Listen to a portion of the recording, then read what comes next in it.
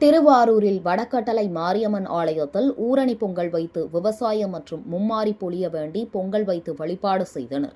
திருவாரூர் மாவட்டம் கூத்தாநல்லூர் வட்டத்திற்குட்பட்ட வடகட்டளை கிராமத்தில் அமைந்துள்ள மிகவும் பிரசித்தி பெற்ற அருள்மிகு வடகட்டளை அருள்மிகு அழகு மாரியம்மன் ஆலயத்தில் ஆண்டுதோறும் சம்பா அறுவடைக்கு பிறகு அறுவடை செய்த நெல்லை கொண்டு வடகட்டளை மாரியம்மனுக்கு பொங்கல் வைத்து வழிபாடு செய்வது வழக்கம்.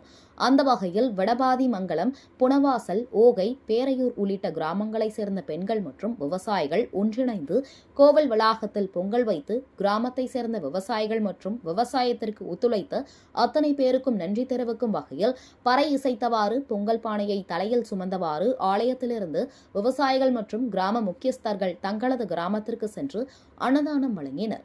இதனால் தங்கள் பகுதியில் விவசாயம் மற்றும் செல்வம் செழிக்கும் என்பது ஐதீகம் என பக்தர்கள் மற்றும் பொதுமக்கள் தெரிவித்தனர்.